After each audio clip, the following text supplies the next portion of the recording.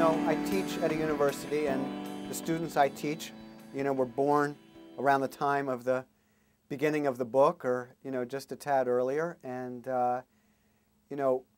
they are of a generation that has been convinced by the George W. Bush administration that everything changed on 9/11. And the world was we faced a completely new world. Well, what happened on 9/11 is we woke up as a population to things that were already in train out there. And what people need to understand who don't remember the 90s is that when we talk about problems like terrorism, Iraq, Iran, North Korea, rise of China, sort of all these issues that we face, climate change, the global economy, all these things were going on already. And we were trying to figure out how best to deal with them.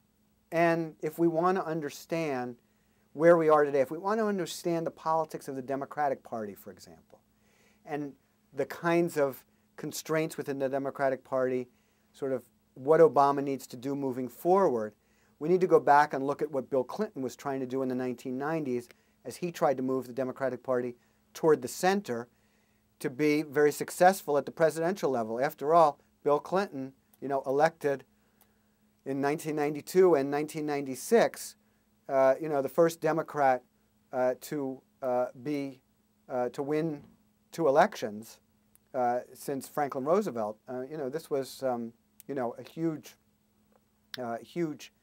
thing for the Democratic Party, which had really been seen as a party that really wasn't even capable of winning the presidency until Clinton won in 1992. And so, understanding on the Democratic side sort of what the Clinton years mean without sort of thinking about them as they were distorted during the primary campaign as Hillary Clinton was running. And then on the Republican side, understanding that while it seemed that the Republicans would be unified again after 9/11 the way they'd been during the Cold War, we've seen that evaporate. The Republicans are divided again among, the more traditional pragmatic realists, the neoconservatives. There's still some isolationists there. You have some protectionism and anti-immigration sentiment on part of the Republican Party.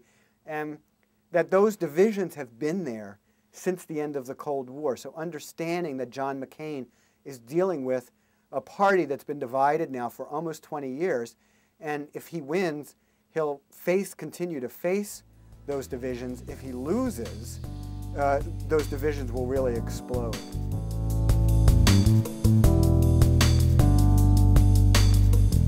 Well, again, the administration used that notion to try to make the case, look, whatever you thought about before, the world has changed. It's a totally new thing. We know how to deal with it.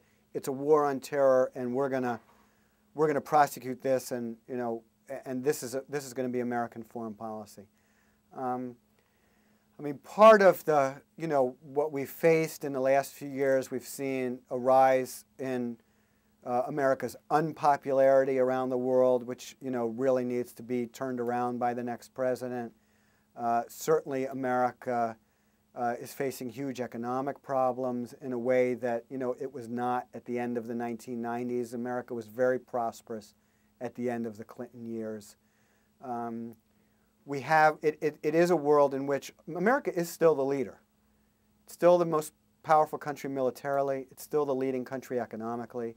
It's the leading country politically and diplomatically. You don't solve world problems without the United States. Those who tried to forge ahead on Kyoto to deal with climate change, you can't solve climate change without the United States in the lead. But that leadership is harder because there are other entities out there. The European Union is stronger. Russia is more assertive. China continues to grow. India is stronger. Brazil is stronger. It is a more challenging world in that sense than the 1990s.